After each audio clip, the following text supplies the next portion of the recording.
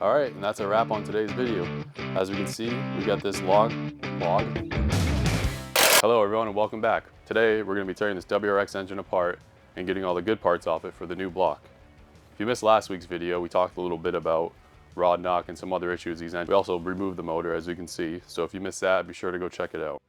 Alright ladies and gentlemen, brace yourselves for a comprehensive teardown of this engine. Throughout the video, I'll be sharing invaluable tips and tricks, so be sure to stick around until the end.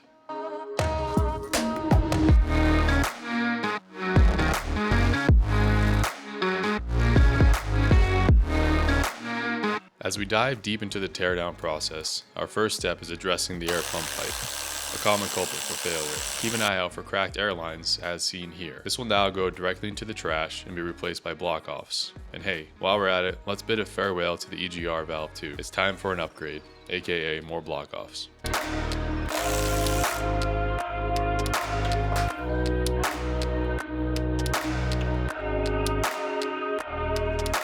The next thing I'm going to do is remove this valve cover. This is only being done to drain out as much oil as possible before I turn the engine over. And because my engine stand is tilted this way, I started from this side.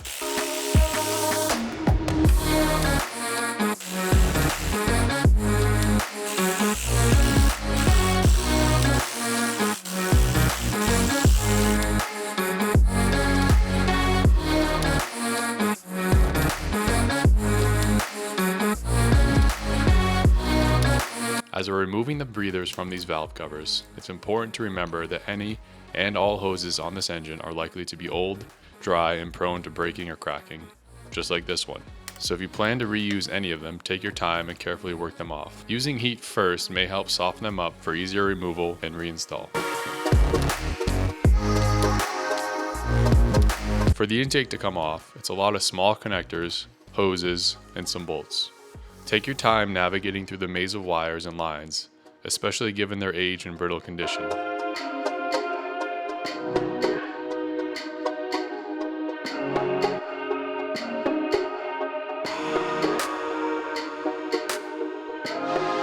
On the back side of this intake, it looks like there's a lot to deal with, but it's really quite simple.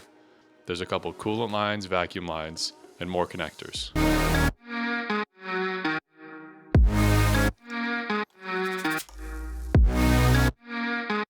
In this case, as we can see, the hose for part of the PCV valve assembly was damaged and could have caused a vacuum leak that definitely could have contributed to this engine failure.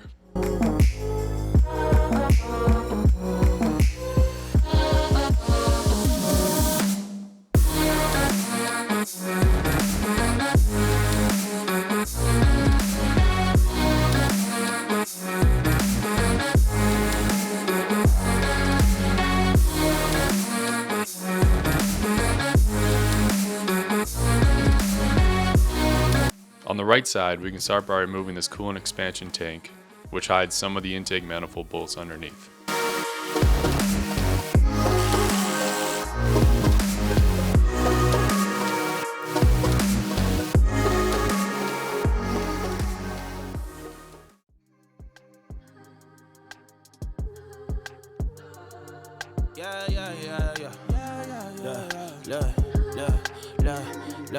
Never switch on the homies in the day ones. They didn't wanna open doors, so we made some. Take a bow on these haters like I'm Trey Young. That direct deposit hitting like a bass drum. Incoming, coming, coming, coming. Keep it incoming, coming, coming, coming. Before we go any further, I'm gonna quickly slap this valve cover back on so no debris gets inside the heads. Same old click, couple old homies went and stabbed me in the back, but it's no love lost. I'll probably bless him with some stacks. That direct deposit lovely. Went from shaking Kool-Aid packets to back on the other side, there's a similar number of connectors that need to come off as seen here. lovely. Do it so good, make a hater wanna. Never switch on the homies in the day ones. They didn't wanna open doors, so we made some. Take a bow on these haters like I'm Trey Young. That direct deposit hitting like a bass drum. Incoming, coming. Finally, we can start unbolting the intake. It's important not to hit these directly with an impact, as you don't want to risk damaging or breaking any of the bolts. Keep it incoming. Gucci bucket hats and Louis Vuitton wallets. My hand been itching, I call it the Palm Pilot. Landed on some acres, I probably should start buying, but I keep spending money on jewelry and fine dining. God just blessed me with a rollie, I call it divine timing. Came about the Honda, the Tessie is self-driving. Still in first class, I got goals to fly private. Skidding every winter, I'm racking them sky mileage. Never switch on the homies in. To gain access to this last intake bolt, plus a turbo inlet clamp, we need to loosen these brackets which hold the wiring and breather hoses in place, and then remove those hoses. Bass drum incoming, coming, coming, coming, keep it incoming, coming, coming, coming, keep it incoming.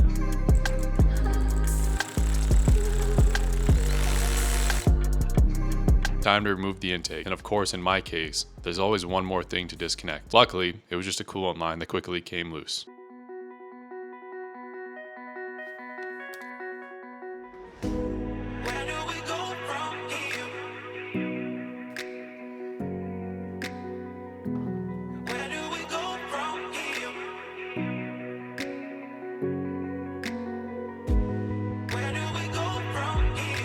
To remove the turbo, there's a few nuts holding it onto the up pipe. You also have to remove an oil feed and drain and a coolant feed and drain, which are all held in with banjo bolts. Once you get these out, it's important to replace any of the copper crush washers. It's also a great opportunity to remove any of the oil screens that might be in the banjo bolts, as these generally do more harm than good.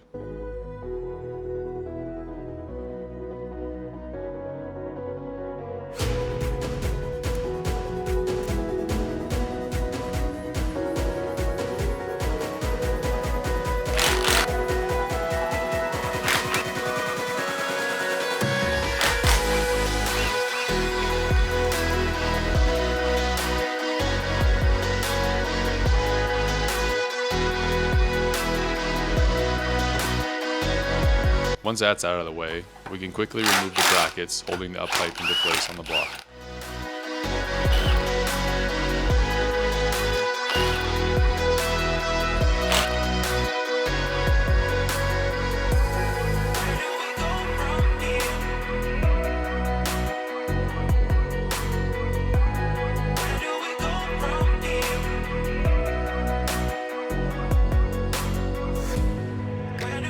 Now it's time to say goodbye to those exhaust heat shields. They've been causing quite the racket, so it's time for them to hit the road. Where do we go from here?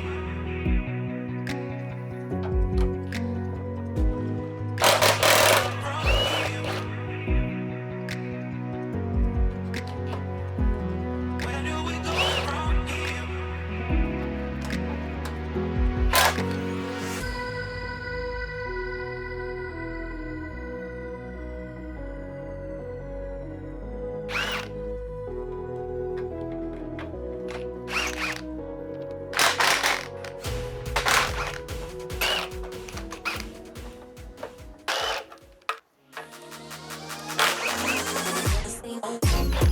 As you can see on this side, there is a ground cable that would normally go from the heat shield to the frame. In this case, since we're getting rid of the shields, we'll simply bolt it to the head once everything goes back together.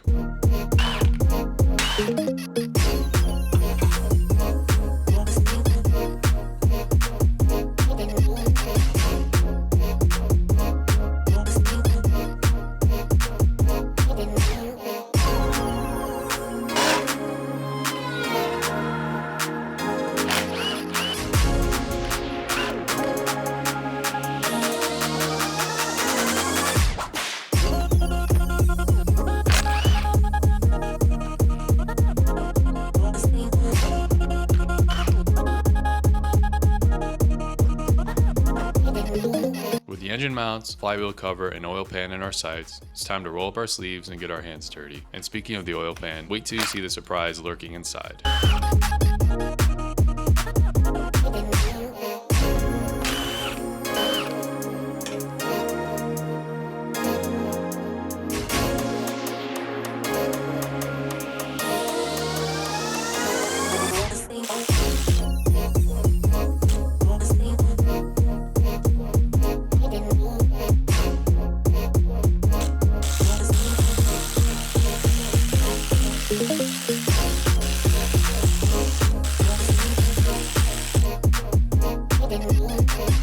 To quickly remove the dipstick, there's one bolt on top of the engine holding it in place. Then, I find the easiest way is to use a pair of vice grips or pliers and lightly tap it loose, being careful not to damage it. Breaking the seal of the oil pan is generally something to be cautious of because you don't want to damage the soft aluminum surface of the block. However, we plan on getting a new block, so I'm not too concerned about that. As we inspect the oil pan, it's evident that this engine has seen better days. The presence of metal and bearing material signals potential trouble ahead. There's a decent amount of metal and bearing material in this pan. I'd say this engine hasn't been run a very long time since it started knocking, or there would be larger pieces of rod bearing or more in there. If yours looks similar to this, I wouldn't recommend using the pan or pickup tube. But once this baffle is cleaned up, it should be able to be reused, as it doesn't have as many nooks and crannies as the pan does.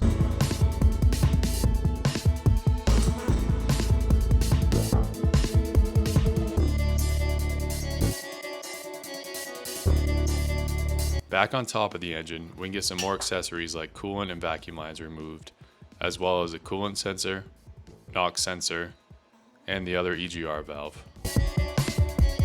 We won't bother trying to remove the crank sensor because they're usually seized in and don't come out easily, so we'll just replace it with a new one.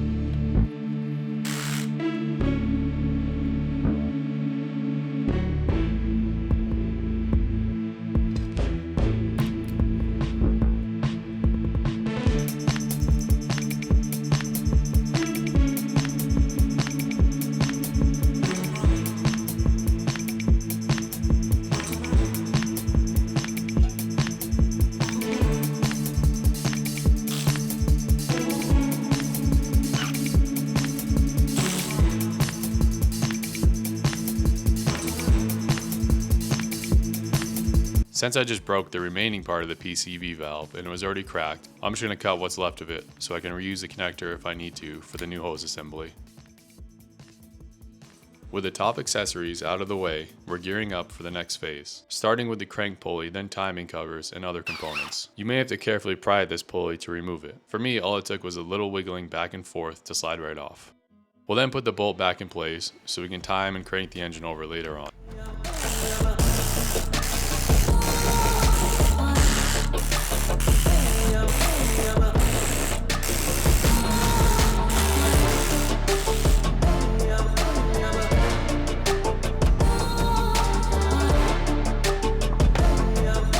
If you recently had a timing service done, it's a good idea to inspect the belt and decide whether it's reusing. For this engine, it appears to be original and never changed, so we'll definitely get a new timing kit for it. Now, before we start unbolting the timing components, it's vital to set the timing to top dead center, since these engines are interference engines. If not, you'll damage or bend valves. This can be easily done by setting the timing mark on the crank gear to the mark on the engine just below the crank sensor.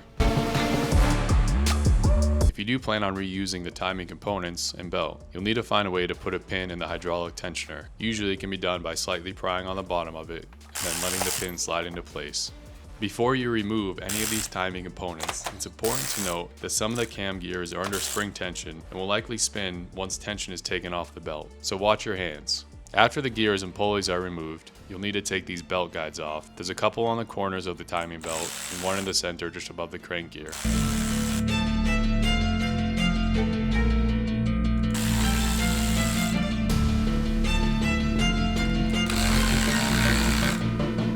There's a great example of a cam gear spinning like I mentioned earlier. If your engine wasn't set to top dead center, this would definitely cause some damage to your valves and just make it more of a headache in the future. After your bolt's fully removed, don't go too far with it because I'll be showing you a trick to get the cam gears off.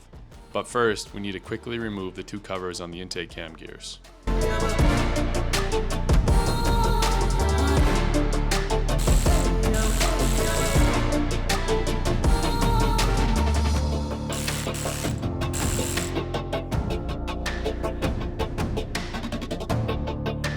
Now, if you don't have a special cam gear tool, which I've never owned, there is another way to remove the cam gear bolts. Firstly, you'll need a decent 10mm Allen head socket, preferably 1/2 inch. Then, you'll need to get a few pairs of vice grips and your old belt.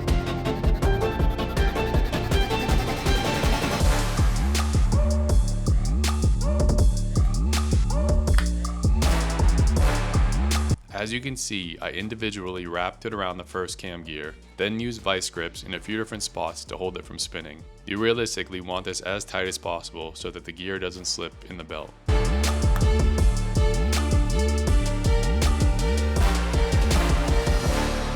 Then I find the best way to break these loose is with a breaker bar, and in this instance, with a little force, it worked great.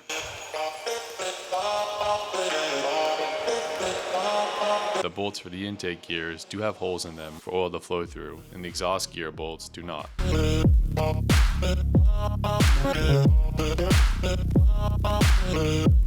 If you're still having difficulty with yours, it may help to heat the bolt heads up as much as possible without damaging the surrounding components. It's also worth noting that I wouldn't recommend using an impact gun, as the heads on these bolts can easily round off. You're not going to have a good time after that.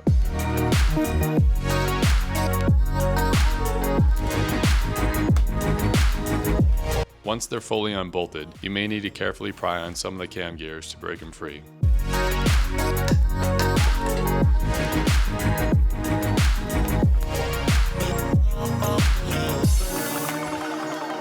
Once the cam gears are off, I'll quickly remove the rear timing covers, as well as the bracket that sits behind the hydraulic tensioner assembly. Off camera, I also removed the water pump, just so I could have the bolts to reuse for when the new pump goes on.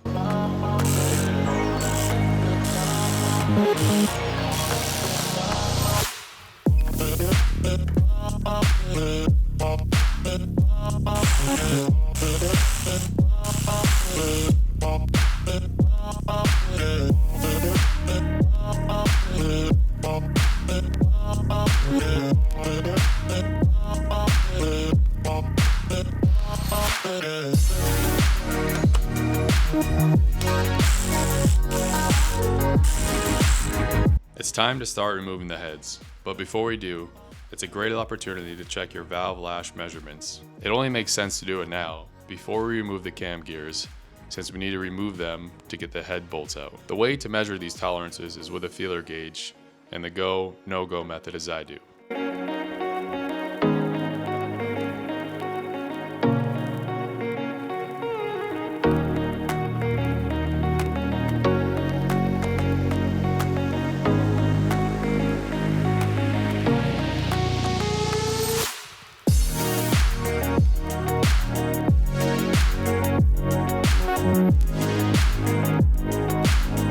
For reference, Subaru states that the intake valves should be measured at 8 thousandths of an inch, with a 2 thousandths of an inch exception above or below that, and the exhaust valves should be at 10 thousandths of an inch, with the same exception. I find that the best way to keep track of these measurements is to draw on a piece of paper, labeling which cylinder and which valve I'm measuring. If any of the valves are out of measurement, I find the best way to calculate what size I need for a new shim is to simply set up a spreadsheet with all my measurements and then plug the formula provided by Subaru into it.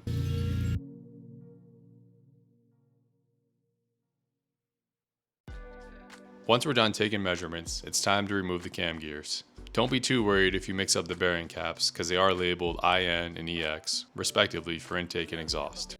Walk around with broken promises. I'm always on some honest shit. I took my time to honor this. Oftentimes I crack a smile while hide behind my confidence. Them same lips you be kissing, yeah, this loving ain't anonymous. This is pure enjoyment. I'm sitting back and I'm pondering. Thank God for you will always take what you offering. Never too much, never giving me less. On the days that you ain't got it, you always give it your best. Once removed, you'll definitely want to check for any wear or scores in the cams, bearings, or caps. Luckily, these ones are fine. Bone, and that's the reason I flex. The same one that helped me decompress. I'm saying though,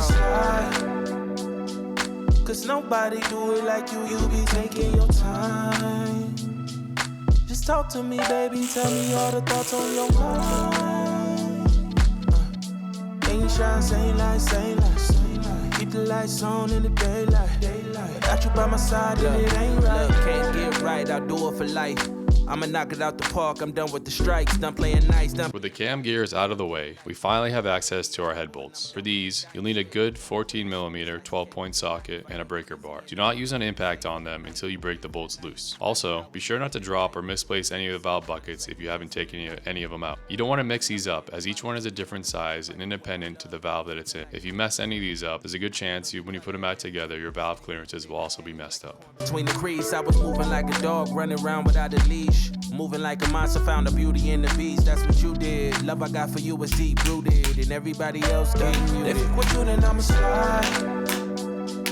Cause nobody do it like you be taking your time. Just talk to me, baby, tell me all the thoughts. If you don't have someone to help you hold the head in place before you take all the bolts out, it's a good idea to leave one slightly threaded in so that the head doesn't fall. Got you by my side and it ain't right.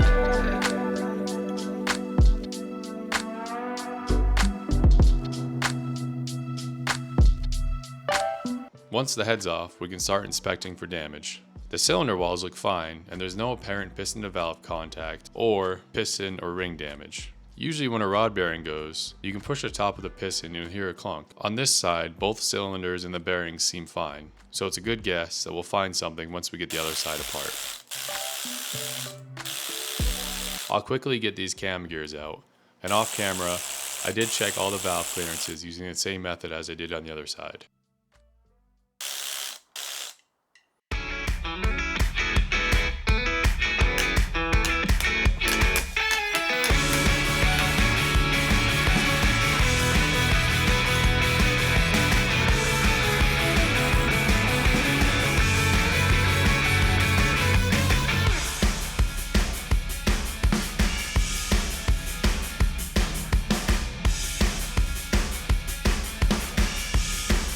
Upon first inspection of this side, it appears to be the same as the other side. There's no damage to the cylinder walls, no piston or ring damage, and there's no apparent signs of piston to valve contact. However, once I started turning the engine over, there was an audible clunk.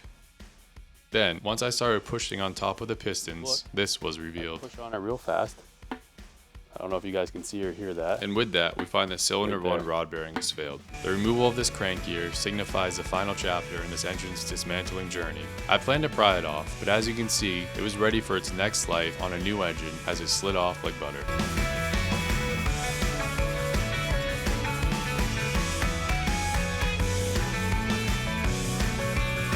Alright, and that's a wrap on today's video. As you can see, we got this engine completely stripped, all the accessories off it. Now we need to get this shop space cleaned up, get some of these parts sent out to be cleaned, get the heads machined. If you have any questions, let me know. Comments, concerns. If you like the video, leave a like. Make sure you subscribe so that once we start putting this new engine block together, you can stay tuned and see what happens with that. Alright, I'm gonna go get some clean clothes on. See you next time. Get tired. It's a lot of work.